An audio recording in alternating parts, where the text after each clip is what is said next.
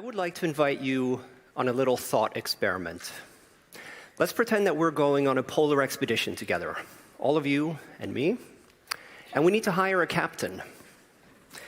And we have two resumes in front of us. One comes from a man who has already successfully achieved all four of the major polar goals: the North Pole and the South Pole, and the Northeast and the Northwest Passage. In fact, three of these he was the first person to accomplish. Let's call him Candidate A. Candidate B is a man who set off for the Antarctic 4 times, 3 times as the man in charge, and every time resulted in failure, catastrophe, or death. Who should we hire? It's not meant to be a trick question. I think it's obvious. We want Candidate A. He's the man for the job. But in reality, we often trick ourselves into hiring Candidate B, or someone like him. How do I know? Well, both of these men were real polar explorers who lived during the so-called heroic age of polar exploration. And in the century since, one of them has been consistently celebrated as a leadership role model in best-selling books, blogs, documentaries, podcasts, and an endless stream of social media posts. But, surprisingly, shockingly, this is not Candidate A, but Candidate B, the very much disaster-prone Anglo-Irish explorer Ernest Shackleton. Meanwhile, Candidate A, the Norwegian Roald Amundsen, by any metric, the most successful polar explorer to have ever lived, has been largely forgotten. I did a quick search in my university's library catalog before this talk, and I found no fewer than 26 books that celebrate Shackleton's leadership qualities. For Amundsen, I found 4, 2 of which I wrote.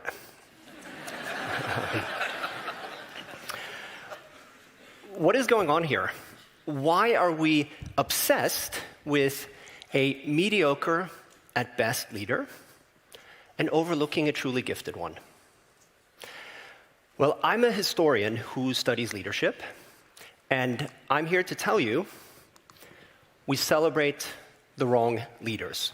And not just in the realm of polar exploration. Have you heard of Toussaint Louverture? You probably discuss him around the coffee machines in the mornings. Maybe not, but you should. He was born an illiterate slave and rose to become one of the most influential revolutionaries ever and outsmarted the biggest empires of the day, including Napoleon's. What about Frances Perkins? She was the pillar in US President Franklin Delano Roosevelt's famous New Deal. We celebrate the wrong leaders. And this is not just an academic or a trivial insight. Leadership development today is a $60 billion industry. For good reason. We need leaders. Right? All the challenges that we face today require people to work together.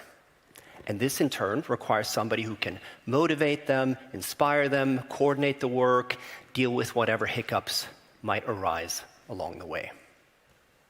But for this reason, it's important that we celebrate the right leaders, because the leaders we celebrate are the leaders we learn from.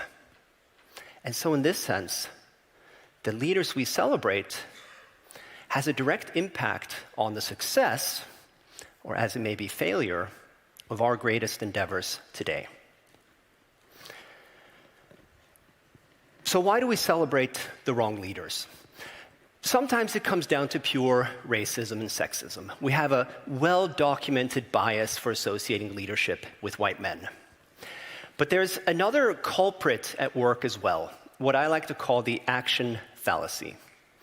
Our mistaken belief that the best leaders are those who generate the most noise, action, and sensational activity in the most dramatic circumstances. In other words, we confuse a good story for good leadership. But the two are not the same. As a matter of fact, very often, good leadership will result in a bad story. Let me explain. Imagine leadership for one moment not as a polar explorer charting a new course or a CEO motivating her staff, but as the simple act of swimming across a river. And not just any river. Imagine a violent river with waves crashing together and rocks lurking somewhere below the surface. If a swimmer ventures in haphazardly, without being aware of his own capabilities or the currents, and nearly drowns, but splashes around wildly, fights with all his strength, and somehow, miraculously, manages to drag himself back to safety, those of us looking on will notice him. And we will probably say, wow, what a guy. He really fought hard to get himself out of that crisis. And if instead we have a swimmer who has studied the river for years and knows just where and when to enter the water and how to turn her body in subtle ways, and so lets the current carry her across, we probably won't notice her. And if we do, we would probably say, that looks pretty easy. Shackleton and Amundsen are a case in point. Shackleton, our candidate B, is best known for his ill-fated endurance expedition, which set off in the summer of 1914 and saw his ship become trapped and eventually crushed by the ice off Antarctica. And he and his men were then forced to undertake a dangerous trek across the ice and brave some of the stormiest seas on Earth before finally reaching the safety of South Georgia in the summer of 1916. Now, Shackleton was a tenacious man, no doubt. And his is a captivating story, fit for Hollywood. In fact, it was made into a TV series starring a young Kenneth Branagh. But it is not a story fit to draw leadership lessons from. Because admirable those efforts were, the crisis that beset him was largely self-inflicted. He overlooked the advice from local whalers who told him the ice was particularly dangerous that season. And he overlooked massive deficits in his equipment, preparation, crew selection, and training. And it gets worse. Rarely highlighted in the many books that celebrate his leadership qualities is the fact that the expedition's other ship, the Aurora, suffered an even graver crisis, the result of which was 3 lost lives. In contrast, the expeditions of Roald Amundsen make for boring reading, not because he was lucky, but because based on his intimate knowledge of the polar environment, his careful and deliberate planning, and his authentic and innovative leadership in the field, he managed to reduce the problems that his team encountered to a bare minimum. In 1905, he achieved in a tiny fishing vessel what the mighty British Navy had failed to do the previous 8 decades, to find and navigate the Northwest Passage above the Canadian mainland. In 1911, he reached the South Pole, a journey of 3,000 kilometers across hazardous and uncharted terrain, and arrived back at his camp after 99 days, just 1 day off his planned schedule. If Shackleton is the swimmer who rushes recklessly into the water without understanding the currents or his own capabilities, Amundsen is the swimmer who has spent a lifetime humbly studying the river before entering the water in just the right spot at just the right time, and so makes it look easy.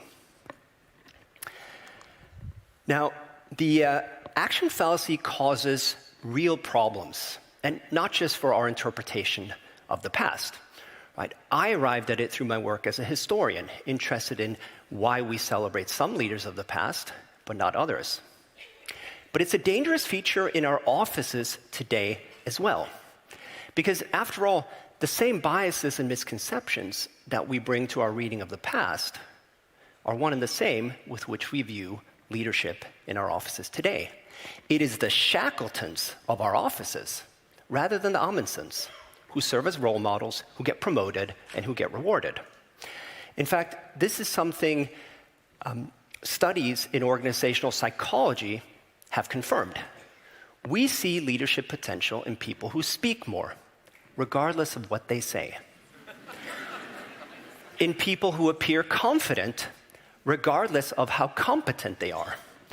And we have an unyielding admiration for people who are perpetually busy, regardless of what they're actually doing.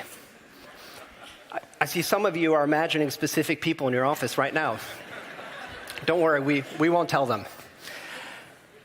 In other words, appearing to be a good leader, rather than actually being one behind the scenes, is the path to fame and bonus and promotion today. And this causes all kinds of problems. With the wrong leaders in charge, organizations are obviously not performing at their full potential. And it creates a toxic culture in which those actually doing good work feel overlooked and demotivated.